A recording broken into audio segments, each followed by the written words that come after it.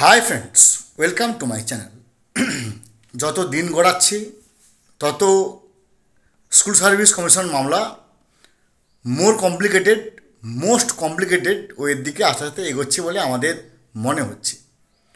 কেন না, যদিও আমরা জানি যে এই মামলা under the jurisdiction of supreme court, honourable supreme court, তাহলেও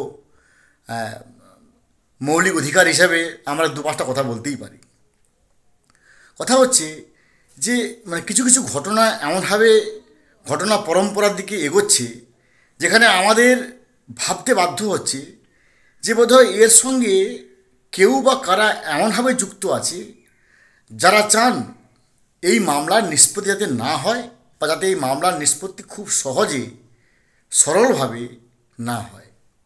যেমন আমরা কি যাচ্ছি, যারা আমরা সাধারণ ব্যক্তি, যারা এর সঙ্গে শিক্ষক শিক্ষিকা হিসেবে যারা আমরা সিনিয়র টিচার, আমরা কি ভাবছি যে কোনো রকমভাবে ভাই মামলাটা মিটে যাক, সমস্ত কাঁকড়গুলো বাদ হয়ে যাক, চালগুলো আমরা পেয়ে যাই, আমাদের আবার স্বমহিমা স্কুল চলবে, আবার সে আনন্দে কি বলবো, আনন্দের সঙ্গে স্কুলগুলো চলবে, শিক্ষা ব্যবস্থার উন্নতি আসবে। এটা হচ্ছে সবাই আমাদের চাওয়া পাওয়া।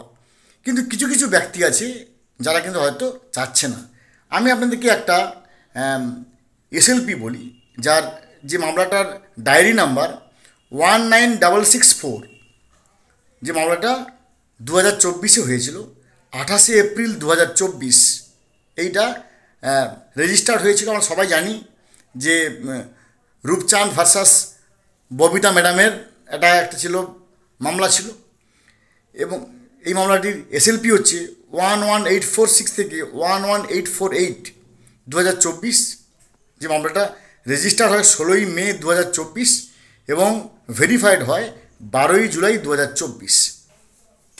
এই যে ববেদা সরকার ম্যাডাম, আমরা সবাই জানি যে ববেদা সরকার ম্যাডামের সঙ্গে কী হয়েছিল, বা ওই যে পদের জন্য তিনি লড়েছিলেন, তিনার আগে কে ছিল, পরে কী ছিল, খানিকটা মিউজিক্যাল চেয়ারের মতো আমরা সবাই জানি।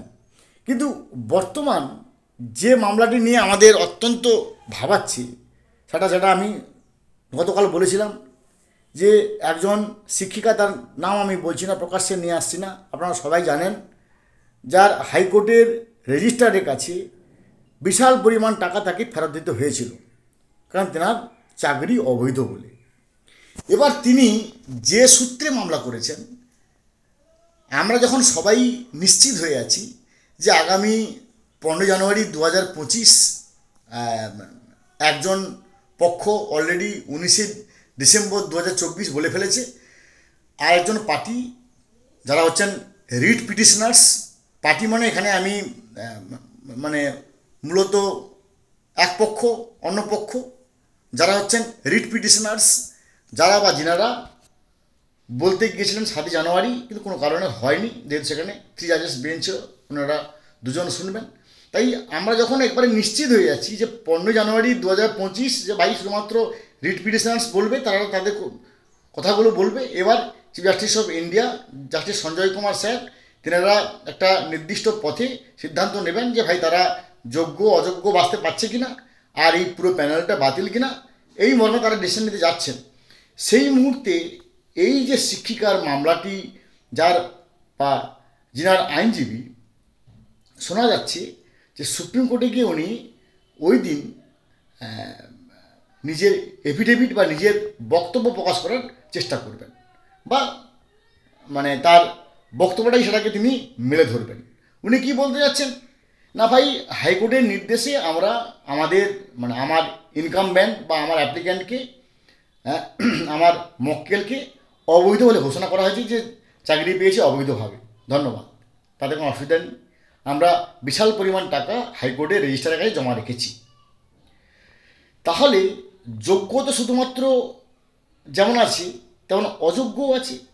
তাহলে অযোগ্যরা যদি আরও অসংখ্য হয়ে থাকে, তাহলে একজন অযোগ্য চাকরি যাবে কেন, একজন অযোগ্যের টাকা ফেরত দিতে হবে কেন? তাহলে এই ব্যাপারটা ঘটছে কেন, এর সঙ্গে কী যুক্ত আছে? অর্থাৎ উনি যে কথাটা বলছেন তা কিন্তু সম্পূর্ণ অবৈধ হোক বা ভিত্তিহীন হোক। কেন বলছি ভিত্তিহীন? না, যখন কোনো অবৈধভাবে কেউ নিয়োগ হয় তখন তার সমস্ত অভিযোগ ভিত্তিহীন। কিন্তু এখানে তিনি যে কথাগুলো বলছেন তার কিন্তু একটা সারবত্তা আছে এই কারণে যে যেহেতু এসএসসি অলরেডি মেনেই নিয়েছে। আমরা দেখেছি যে 20শে ডিসেম্বর 2023, 20শে ডিসেম্বর 2023 স্কুল সার্ভিস কমিশন হাইকোর্টে বলেছিল যে দু ধরনের ডিসক্রিপেন্সি বা দু ধরনের দুর্নীতি হয়েছে। আবার সেই এসএসসি দেখেছি হাইকোর্টে জানুয়ারি 5 তারিখ বলেছিলেন যে 3 ধরনের দুর্নীতি হয়েছে।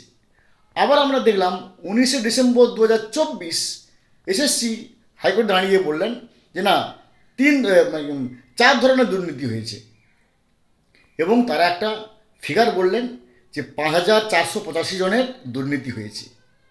আবার মধ্যশিক্ষা পর্ষদ বলে যে না 5485 নয়, 5189 জনের দুর্নীতি হয়েছে।